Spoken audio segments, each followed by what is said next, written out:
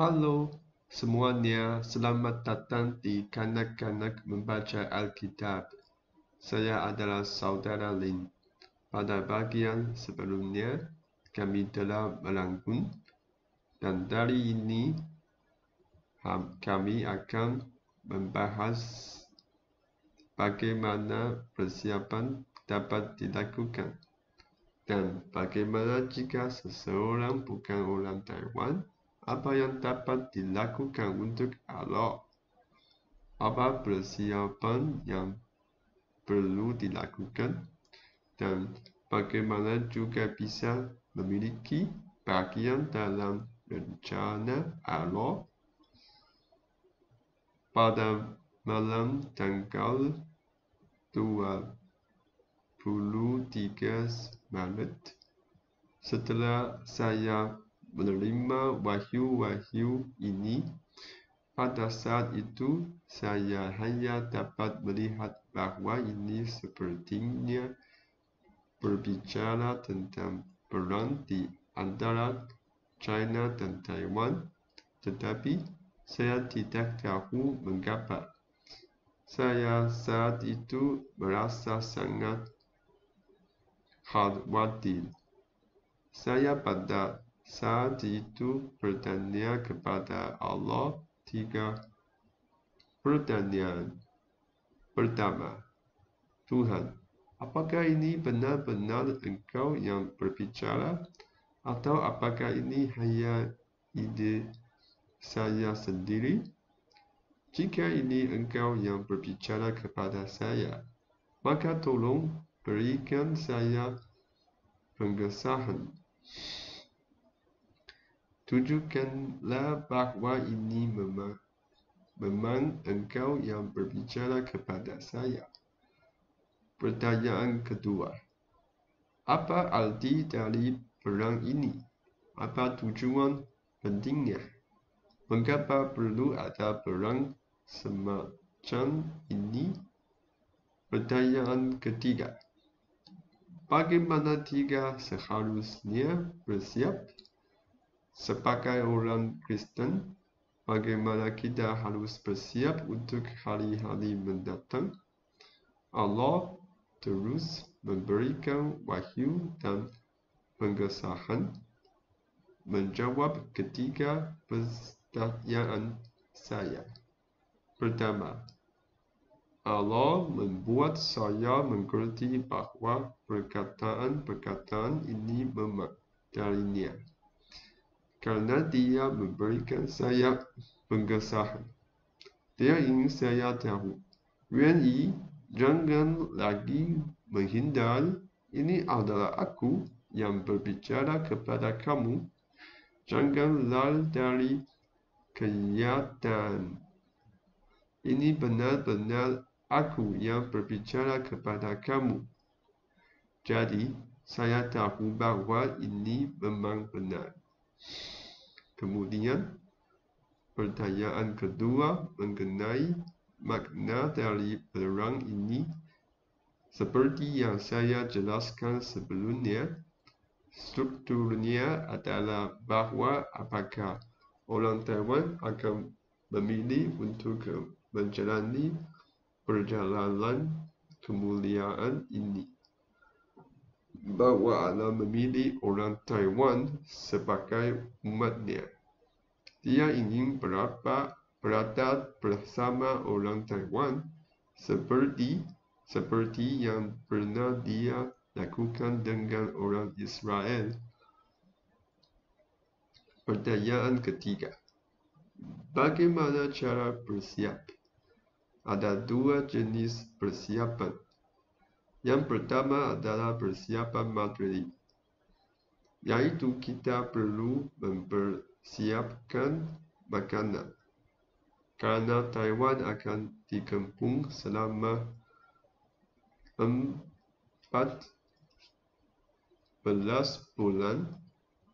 Yesus sendiri menyatakan bahawa hari-hari itu akan dipersingkat, karena jika tidak dipersingkat, tidak akan yang akan selamat dari segala daging. Oleh kerana itu, demi umatnya, hari-hari itu akan dipersingkat sesuai dengan Injil Matius. Namun, Tuhan tidak memberitahu saya berapa lama persingkatannya. Jadi, saya tetap bersiap dengan 14 bulan. Lebih banyak daripada kurang. Ketika Anda melihat Taiwan dikepung, ingatlah untuk membawa persediaan makanan yang sudah disiapkan ini serta keluarga, teman, atau siapapun yang ingin Anda bawa. Dan pergilah ke NATO. Mengapa NATO? Ini adalah suatu wahyu. Saya juga tidak tahu mengapa memilih NATO. Ini adalah persiapan dalam hal materi. Persiapan yang lebih penting, yang kedua adalah persiapan rohani. Karena kami, orang Taiwan, akan menjalani jalan ini. Dalam Alkitab, kita dapat melihat bahawa bangsa Israel pada masa itu sebenarnya membuat banyak kesalahan. Misalnya, mereka sering mengeluh kepada Allah saat menghadapi kesulitan. Seringkali tidak patuh terhadap pimpinan Musa dan sebagainya. Pada saat itu, mereka tidak memiliki Alkitab untuk dibaca.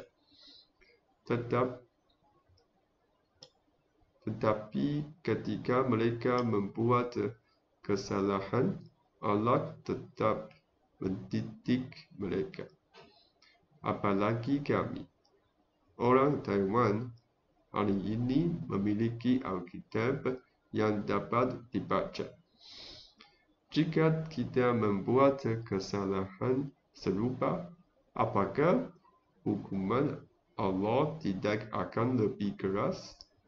Jika kita memiliki Alkitab tetap tidak membacanya, atau jika kita membacanya tetapi tidak mengamalkannya, apakah itu tidak menjadi kebodohan? Kesalahan bangsa Israel tersebut sangat mungkin juga terjadi pada kita, orang Taiwan. Apakah kita lebih unggul daripada Israel? Tidak. Oleh kerana itu, mari kita mohon kepada Tuhan agar kita sungguh-sungguh berusaha dalam memahami Alkitab, membacanya dengan sungguh-sungguh, dan mengimplementasikan ajaran Alkitab tersebut dalam kehidupan kita. Hanya dengan cara ini, ketika kita menghadapi cobaan yang mirip dengan bangsa Israel, kita memiliki kemungkinan untuk membuat pilihan dan tindakan yang sesuai dengan ajaran Alkitab, menciptakan kesaksian bagi kemuliaan Allah. Dengan begitu, kita tidak akan merugikan kesaksian Allah dan juga diri kita sendiri. Mohon Tuhan menjaga kami untuk melakukan persiapan rohani ini dengan baik. Mengetahui wahyu ini dan memastikan bahawa saudara-saudara lainnya juga mengetahuinya. Ini sangat penting, kerana jika kita tidak memahami wahyu ini, jika kita tidak mengetahui rencana Allah ini, maka kita tidak akan dapat mengikuti langkah-langkahnya dengan baik. Sebagai contoh, ketika Musa mengatakan kepada orang Taiwan bahawa Allah mengutusnya untuk membawa mereka keluar dari Amerika, jika kita tidak mengetahui rencana ini, orang Taiwan mungkin akan berkata, "Apa yang kamu bicarakan? Di Amerika ini sangat nyaman. Tinggal di sini sudah cukup baik." Dengan begitu, kita akan menyimpang dari rencana Allah ini, dan kita akan tersesat dari rencananya. Oleh karena itu, mohon Tuhan membuka hati kami, memungkinkan kami untuk mengenali dan memahami rencananya, sehingga kami dapat hidup sesuai dengan kehendaknya. Jika Anda bukan orang Taiwan, apa yang dapat Anda lakukan untuk Allah? Apa persiapan yang perlu Anda lakukan? Dan bagaimana Anda dapat memiliki bagian dalam rencana Allah? Mengenai apa yang dapat Anda lakukan untuk Allah, Anda harus percaya kepada Tuhan Yesus. Jika orang Taiwan datang ke negara Anda, memberitakan Injil kepada Anda, berbagi pengalaman mereka, Anda harus mendengarkan dengan seksama, menerima nasihat mereka, dan berpaling kepada Allah dan Tuhan Yesus Kristus. Jika orang Taiwan datang ke negara Anda mencari bantuan, Anda harus menyambut mereka, menyediakan sumber daya yang mereka butuhkan, dan membantu mereka menyelesaikan tugas yang Allah percayakan kepada mereka. Allah pasti akan memberikan imbalan sesuai dengan apa yang kita lakukan. Adapun persiapan yang perlu dilakukan, sama seperti orang Taiwan, ada dua jenis persiapan. Yang pertama adalah persiapan materi, yaitu Anda harus menyiapkan makanan, karena setelah Taiwan diduduki oleh aliansi Tiongkok dan Rusia, akan ada periode selama 3,5 tahun di mana negara-negara lain juga akan satu persatu diserang oleh aliansi Tiongkok dan Rusia, dan banyak di antaranya akan diduduki.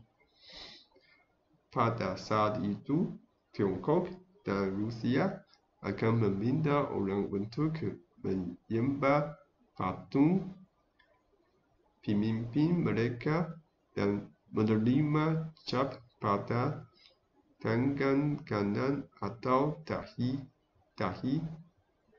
Harap diingat untuk tidak menyembah patung pemimpin Tiongkok dan Rusia, dan jangan menerima cap tersebut.